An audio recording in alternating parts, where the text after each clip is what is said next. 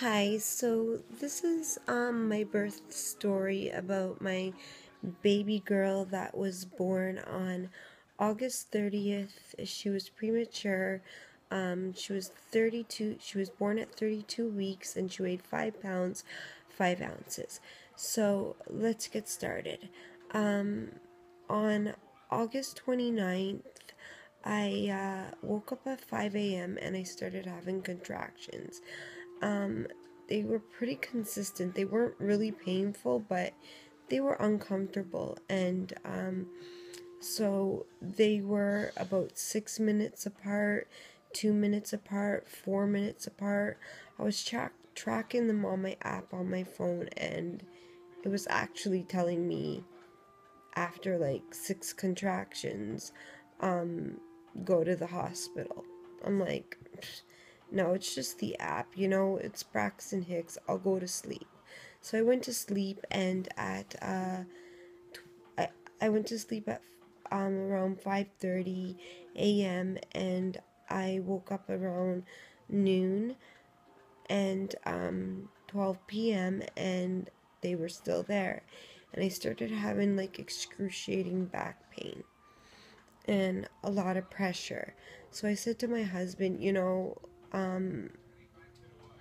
I don't want to go to the hospital right now because it's a 45-minute drive and I don't want to just be sent home, and I don't want to waste their time and my time. So I kept monitoring them, and they did not go away, and I started to get scared because I was only 32 weeks. And so anyways, I did a bit of laundry, and I had already had my baby's bag packed, and I just had to throw a few things into my bag. So I did some laundry, and finished packing my bag, and I said, if by the evening time things don't clear up, don't calm down and go away, we'll head to the hospital. So we actually headed to the hospital around 6 p.m. because things were just seeming like they were contractions were getting closer together, and things seemed like they were progressing, and the back pain was worrying me the most. And we actually forgot my bag. We brought the baby's bag. We forgot my bag, so I had nothing for myself. But anyway, so we get to the hospital, and they put me in the assessment room, and the doctor on call comes in, and she checks the monitor. I must have been on the monitor for maybe an hour, 45 minutes before she came in to check me, and she says, you're having pretty consistent contractions, and there's this swab test. It's I can't remember the name of it, but it's a swab that they can do as long as you're under 34 weeks and you have not had sexual intercourse within the last 24 hours, 24 or 48 hours, and it will give you about 98% accuracy of letting you know if you're going to go into full-blown preterm labor within the next week or two. So she did that test and checked me. First she checked me, and I was not dilated at all. Wasn't a phased, cervix high, long. Didn't look like I was progressing at all. And I've been contracting from 5 o'clock in the morning, and now we're like 7:30 at night, and nothing seemed to be progressing. So she did the swab, and that swab came back within about 40 minutes, and it was negative. So she said to me, you can go home, and because you're not going to have the baby within a week or two, within the next week or two. The swab is never wrong. I've never seen a baby be born, a mother give birth with this negative swab test.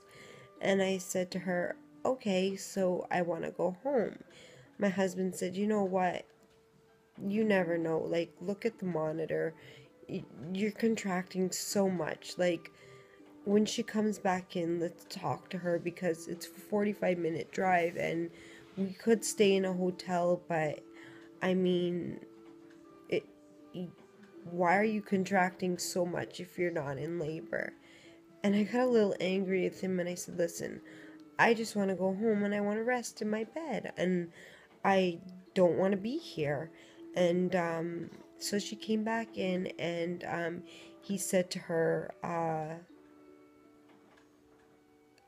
think we should stay the night. And she says, you know what, if it makes you happy, we can admit your wife and she can stay the night and we can monitor her. So the contractions started getting to the point where I started moaning and feeling very uncomfortable. So before, the contractions were pretty mild, consistent. The back pain was a lot of pressure, but manageable. And they started getting to the point where I could not manage the pain too well. So she also said if I am by chance the swab is wrong, which she highly, highly doubted it. She's never seen it ever be wrong. The morphine could calm my uterus down. So she gave me a shot of morphine, and that helped a bit. It helped me to sleep a bit. And around 1 a.m., she came in and she checked the monitor, and she says, oh wow, you are contracting every 3 minutes, every 4 to 3 minutes. And she's like, I'm just gonna check you. I don't think there is any progress, but I'm gonna check you to make sure that, you have not dilated. And so she checked me and she's like, oh wow, you're a 2. And I was like, 2? But I thought that I wasn't going to go into labor. And she said, well, you're a 2. So then they sent me to the labor and delivery room, where I could be more comfortable, and still thought that I wasn't going to give birth. And I ended up being there until the morning time, and then they came in around 8 a.m. and it was a new doctor, and she was such a sweetheart, and she checked me and she went over the notes and was like, well, the contractions could be doing something, but then stop, because your swab test showed that you're not going to go into labor. But let me check you and let me see. So she checked me at 8 o'clock in the morning, and I was 3. So she says, okay, these contractions are doing something, and you're about 50% phased, and you're starting to thin out, and the baby is starting to move more into move downwards more into my pelvis. And so so 1 second.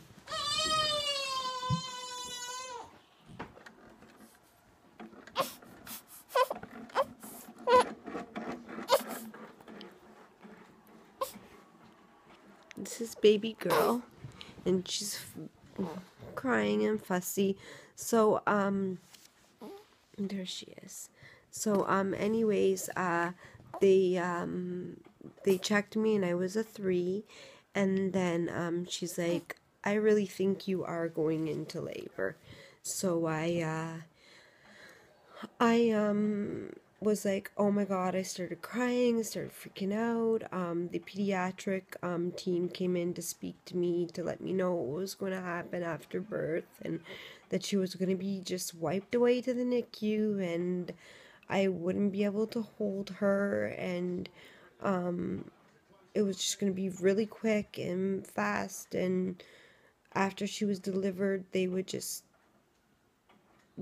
swipe her away from me. And I started panicking and crying and telling them, let me go home. I probably will relax more at home and not there's baby girl there, and I probably won't go into labor if I'm more calm at home. Well, they wouldn't let me go, and so around 3 o'clock they checked me, and I was a 6, and I was in a serious car accident, so I broke my neck. That's a whole different story, but I broke my neck. I have 10 rods and screws in my neck, and I have serious injury to my lower back. So putting the epidural in was really hard. So the anesthesiologist, so they broke I was a 6 at 3 o'clock. They broke my water. The anesthesiologist came in, and because they said, you've been laboring like so long, since 5 o'clock in the morning, and then we're not, since 5 o'clock in the morning the day before, and we're now 3 o'clock in the afternoon. So they broke my water. The anesthesiologist tried to put the epidural in, and it started making my leg like twitch really bad. But ladies, don't get scared. It's just because I have an injured back. So he had to pull that out and not give me the epidural. So I had to go natural with her, and I was thinking I was going to give birth to maybe a 3.5 pound baby, but I gave birth to a 5.5 pound, almost 5.5 pound baby. So they started me on Pitocin at around quarter 20 to 6, and by 6:07 she was born. So I dilated from a 6 to a 10 within about 15 minutes. And they let me hold, they swiped her away for about 20 minutes, and then they let me hold her for about a minute, and then they took her away, and it was so difficult. And she after they monitored her and tested all her scores and whatnot, they took her to the NICU, and she spent 2 weeks in the NICU, and I'll do another video on that. It was the most difficult time of my life, and I ended up having 2 stitches, and she was such a small baby, and I still had 2 stitches. I think, no, 4 stitches, and the birth was like, with the Pitocin, it was just so, and with no pain medicine, no epidural, it was very painful, but it was so worth it, and I love her so much, and I'm so blessed with her.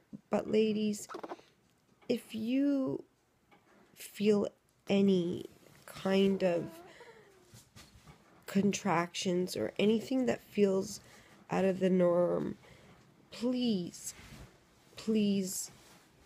trust your instincts and get checked. Do not